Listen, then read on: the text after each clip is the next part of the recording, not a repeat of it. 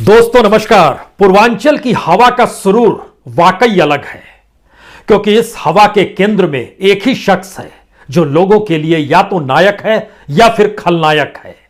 और उसके साथ कहीं ना कहीं एक परिस्थिति जातीय समीकरण के साथ है और उसके साथ एक दूसरी परिस्थिति उम्मीदवारों को लेकर है, जिनकी अपनी जाति, अपने सरोकार, अपनी समझ और अपनी ठसक और अपनी जमीन और अपने वोटर वाकई मायने रखते हैं।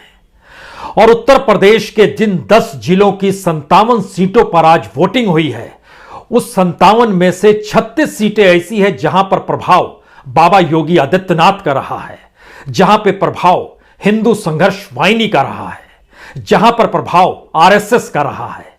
लेकिन बावजूद इसके पूर्व की हवा अपने तरीके से बहती हुई दिखाई दी। और पहली बार यह भी नजर आया कि आप मायावती को कहीं भूल तो नहीं गए हैं, क्योंकि कुछ जिलों में उम्मीदवारों के आसरे जो समीकरण उभर कर आए और वोटिंग पैटर्न ने दिखला दिया कि कुछ जिलों में त्रिकोणीय मुकाबला भी है। इस त्रिकोणीय मुकाबले का मतलब लाभ किसे मिलना होता है, इसकी चर्चा जरूर होगी। लेकिन पहले यह समझ लीजिए, जब मुकाबला त्रिकोणीय होता है तो आपको सिर्फ 35% ही वोट चाहिए, अन्यथा आपको 40% वोट चाहिए।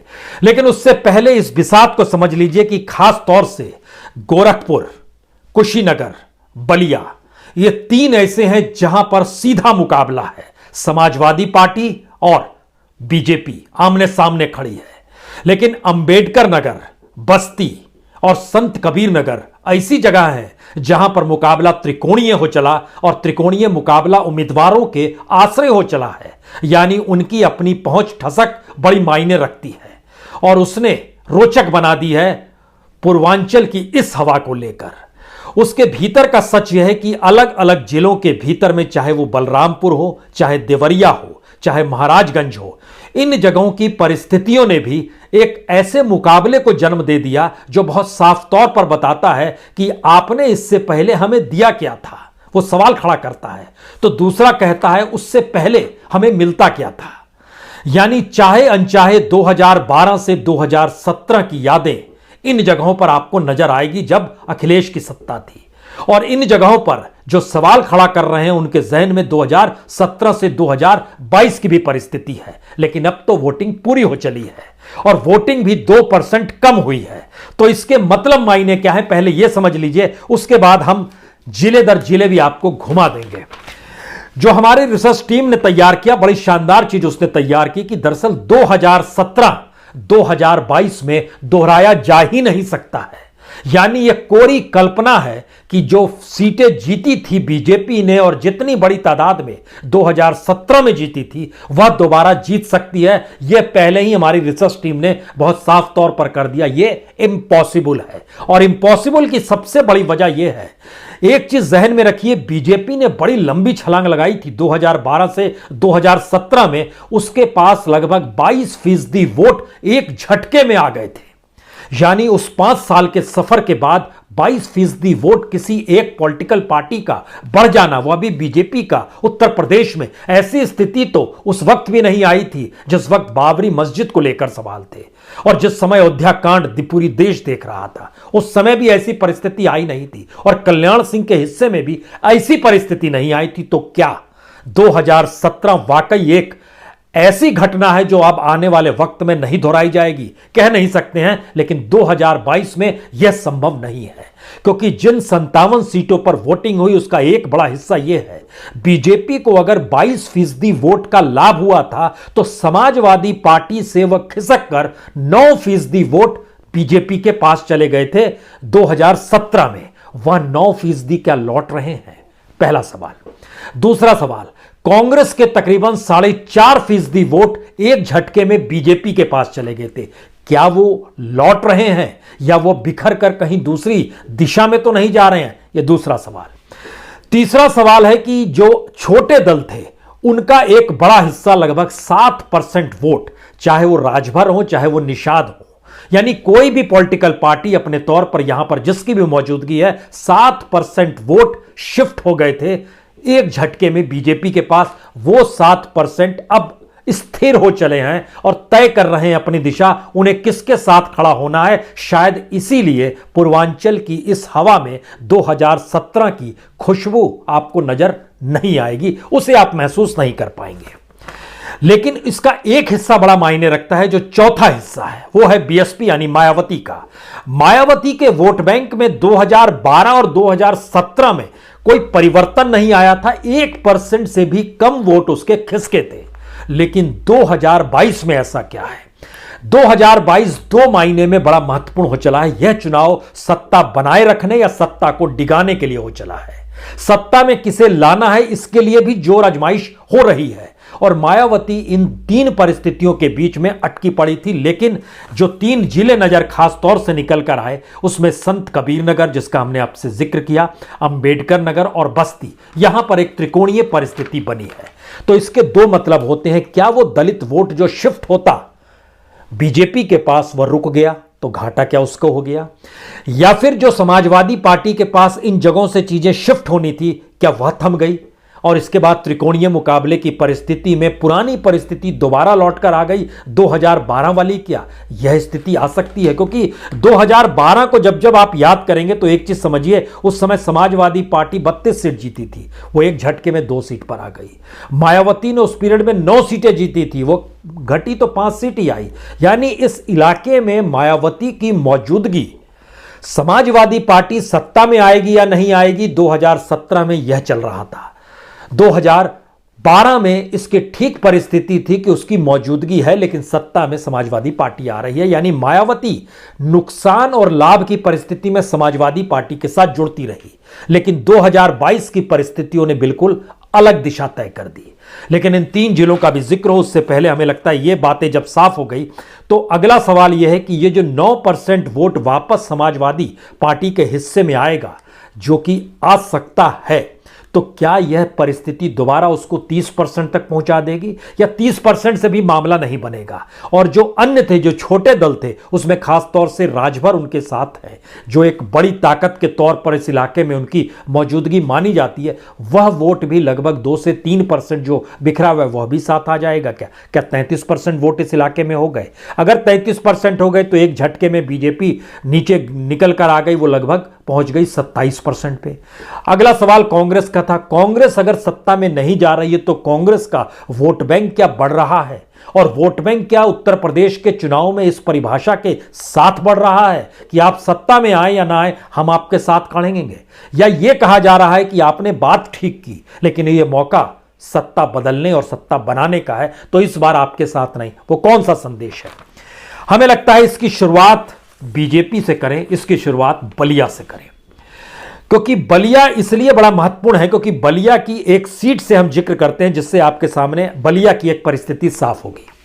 बलिया हम इसलिए भी जिक्र आपसे करना चाह रहे थे शुरुआत में ही, क्योंकि हमें चंद्रशेखर जी याद आ गए। देश के प्रधानमंत्री बलिया से ही निकलकर बने थे। लेकिन बहरहाल जेपी भी याद आएंगे, शताब्दी आरा, कौन भूल सकता है। लेकिन बहरहाल बलिया की परिस्थिति में 2017 में एक सीट थी बांसडीह की सीट। बांसडीह में क्या हुआ था, वो सीट उस वक्त राजभर थी बीजेपी के साथ, इस बार राजभर है समाजवादी पार्टी के साथ। उस वक्त राजभर ने अपने बेटे को टिकट दिया था बांसडीह से, जो बलिया की सीट है। लेकिन बीजेपी के जिस नेता को सीट चाहिए थी वह बगावत कर बैठा और उसने निर्दलीय चुनाव लड़ा, और उसका नाम थे केतकी सिंह। बागी हो गए। उनके बागी होने से असर यह पड़ा, ना तो राजभर के बेटे जीत पाए जो बीजेपी के साथ खड़े थे, और ना इंडिपेंडेंट केतकी सिंह जीत पाई। वहां पे जब रिजल्ट आया तो समाजवादी पार्टी के राम गोविंद चौधरी चुनाव जीत गए थे। यह एक इतिहास है, और इतिहास अपने आप को कैसे दोहराता है। अब आप दूसरी बांसडीह की स्थिति में आइएगा, तो इस बार वहां से केतकी को जब टिकट दिया गया, केतकी सिंह जी को जब टिकट दिया गया, तो बांसडीह में बीजेपी के एक दूसरे नेता हैं अजय शंकर पांडे, उन्होंने बगावत कर दी। बलिया में बांसडीह पर बीजेपी का नेता बगावत करता है, फेफना में बीजेपी का नेता अवलेश सिंह बगावत करते हैं, बलिया नगर में बीजेपी के नेता जितेंद्र तिवारी बगावत करते हैं, और बोरिया में बीजेपी के एमएलए जो सिटिंग थे सुरेंद्र सिंह, वह बगावत करते हैं। मतलब समझिए कि 7 में से 4 सीटों पर बीजेपी को बगावत का सामना करना पड़ा है। जवाब मिल गया आपको या नहीं मिला? जवाब नहीं मिला तो इसका अगला सवाल यह है कि इस बार केतकी सिंह बांसडीह में है, सामने वही राम गोविंद चौधरी हैं जो केतकी सिंह की वजह से उनके बागी होने पर जीत गए थे। इस बार उनके खिलाफ फिर बीजेपी का दूसरा बागी हो गया है। और जब आप परिस्थिति में देखिएगा तो बीएसपी यहां पर रसरा सीट एकमात्र जीती थी और समाजवादी पार्टी बांसडीह जीती थी। दोनों सीटें जीतने की परिस्थिति उस दौर में हवा जो बन रही थी उसमें जातीय समीकरण ने रसरा में काम किया था और वहां पर परिस्थिति बांसडीह में अलग थी। लेकिन अगला सवाल यह है कि बेलथारा रोड, सिकंदरपुर और फेफना, इन 3 जगहों पर सांसें फूली हुई हैं बीजेपी की। तो क्या बलिया नगर से मैसेज, जो बागियों का मैसेज है, वो धीरे धीरे आगे बढ़ रहा है और बीजेपी की मुश्किल यह हो गई कि उसके जो समीकरण छोटे दलों के साथ थे वह वोट भी शिफ्ट ऐसी परिस्थिति में होंगे या नहीं होंगे, यह एक अगला सवाल है। बलिया की 7 सीटों में से 4 से 5 सीट बीजेपी के लिए मुश्किल सवाल है और इस मुश्किल सवाल का जवाब आपको मिलेगा अंबेडकर नगर और बस्ती में, जहां पर मुकाबला त्रिकोणीय है। अंबेडकर नगर में बीएसपी 3 सीटें जीती थी एक वक्त में और वहां पर बीजेपी 2 सीट जीती थी और बस्ती में तो 5 सीट पिछली बार जीत गई थी। लेकिन त्रिकोणीय मुकाबले का मतलब बहुत साफ तौर पर यह है, जैसे बस्ती की सीटों का हम यहां पर जिक्र करेंगे, जो हरैया की सीट है वो बड़ी मायने रखती है क्योंकि यहां पर अजय सिंह सामने खड़े हैं और सामने त्र्यंबकनाथ समाजवादी पार्टी के पास है। कप्तानगंज, रुदौली, बस्ती सदर, महादेवा, इन 5 सीटों में से मुकाबला कि 3 सीटें जो हैं खास तौर से बीएसपी सामने आकर खड़ी हो गई है, वो बस्ती सदर में और महादेवा जो सुरक्षित सीट है, यहां पर बीएसपी त्रिकोणीय मुकाबले के साथ आ गई है। कौन जीतेगा कहना मुश्किल है, लेकिन त्रिकोणीय मुकाबला बतलाता है कि स्थिति में कौन बेहतर होगा अगर वोट शिफ्ट बीजेपी के पास नहीं हो रहा और बीजेपी अपनी परिस्थितियों में यहां पर अगर उलझी हुई नजर आती है। और एक हिस्सा और आपको बताना भूल गए थे, हमको लगता है उसका जिक्र भी तुरंत कर देते हैं, क्योंकि 2012 से 2017 में जब हम वोट परसेंटेज शिफ्ट कर रहे थे तो 9% समाजवादी पार्टी का था, 4.5% कांग्रेस का था, 7% लगभग अदर्स जो छोटे दल थे उनका था। इनको भी मिला दीजिएगा तो लगभग 20% होगा। उसके अलावे 2 से 3% जबरदस्त वोटिंग का इजाफा हुआ था, जो कि 2012 से ज्यादा वोट पड़े थे 2017 में। इस बार वो वापस लौटकर 2012 की परिस्थिति में आ गए हैं। तो वह जो वोट बैंक था, हालांकि बीजेपी कह रही है कि हमारा वोट बैंक घरों में नहीं कैद है बल्कि यह समाजवादी पार्टी का है, क्योंकि वोट तो निकलते हैं हराने के लिए, लेकिन 2017 में वोट निकले थे जिताने के लिए। तो अपनी अपनी परिभाषा है, लेकिन वोट परसेंटेज कम होने का नुकसान सत्ताधारी को इन क्षेत्रों में होगा, क्योंकि 36 सीटों पर प्रभाव बाबा का है और बाबा ही केंद्र में है, पूर्वांचल की राजनीतिक केंद्र में है। चुनाव में वोट किसको दे या नहीं दे यह मैटर कर रहा है। इसी तरीके से अंबेडकर नगर की जो सीट है, उस अंबेडकर नगर की सीट पे जब आप जाएंगे तो अकबरपुर की सीट जैसे देखिए, राम अचल राजभर 2017 में बीएसपी से जीते थे, अब समाजवादी पार्टी में है। कटिहारी की सीट लालजी वर्मा 2017 में बीएसपी से जीते थे, अब समाजवादी पार्टी के साथ हैं। ये कटिहारी और अकबरपुर की परिस्थिति बताती है कि इन उम्मीदवारों के अपने तालमेल, अपने वोटरों को लेकर और समाजवादी पार्टी से मिलकर क्या उस हिस्से तक पहुंच सकते हैं जिस तरीके से बीजेपी का वोट बैंक शिफ्ट हुआ था। यहां पर एक सबसे बड़ी बात यह है कि अंबेडकर नगर में भी बीएसपी की मौजूदगी यानी मायावती की मौजूदगी 2017 में बहुत खुले तौर पर थी। 2022 में वो जरूर नजर आ रही है, लेकिन मायावती के जरिए नहीं, उम्मीदवारों के जरिए नजर आ रही है।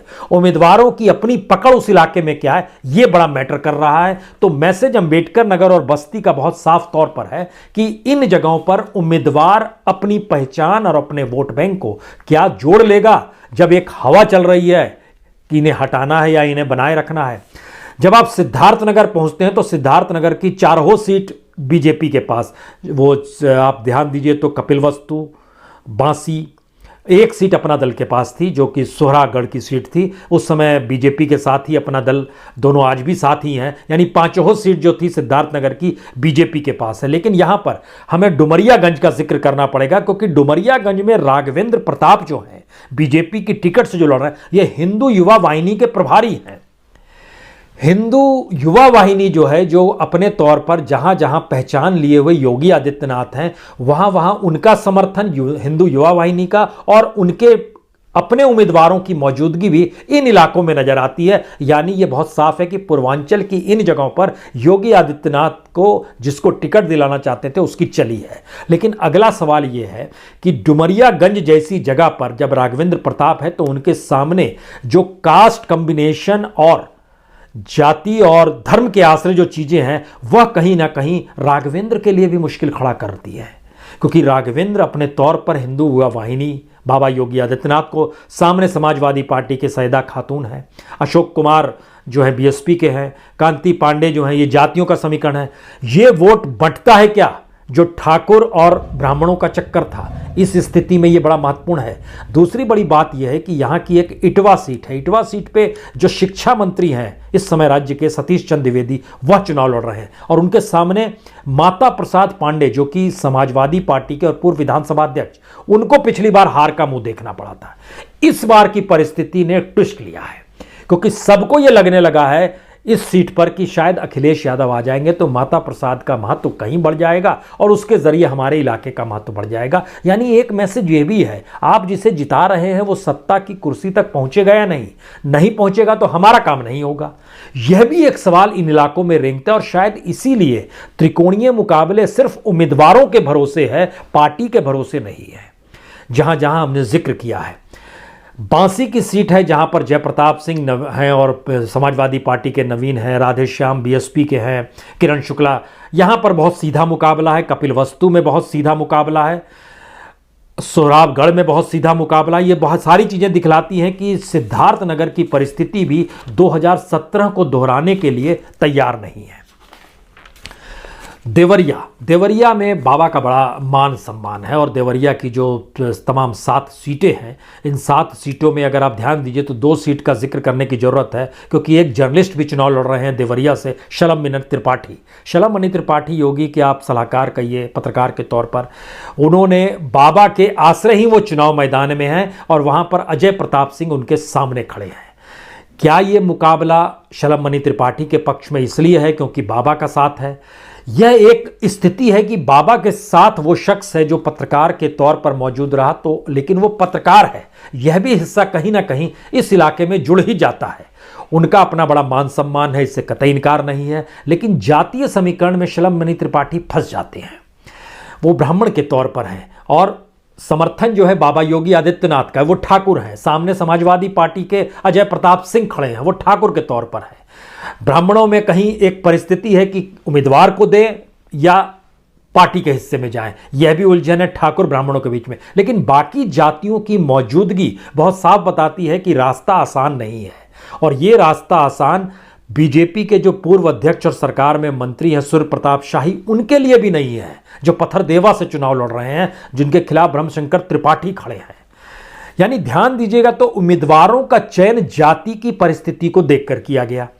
उम्मीदवार अपनी जातीय परिस्थिति और पार्टी की जो अपनी भूमिका, जो उनकी अपनी पहचान है, वह वोट अगर जुड़ जाते हैं, यह एक नई परिस्थिति बनी है। इससे पहले यह सिर्फ फायदा बीएसपी के साथ था, मायावती के साथ था। वहां कहा जाता था कि बीएसपी का अपना वोट बैंक तय है, आप अपना वोट बैंक लेकर आइए और चुनाव जीत जाइए। इसी एवज में बीएसपी के साथ लोग जाते थे। लेकिन इस बार का चुनाव इसलिए अलग रास्ते चल पड़ा है क्योंकि यहां पर जो सत्ता में कौन आ रहा है यह महत्वपूर्ण हो गया। यानी कोई उलझन नहीं है।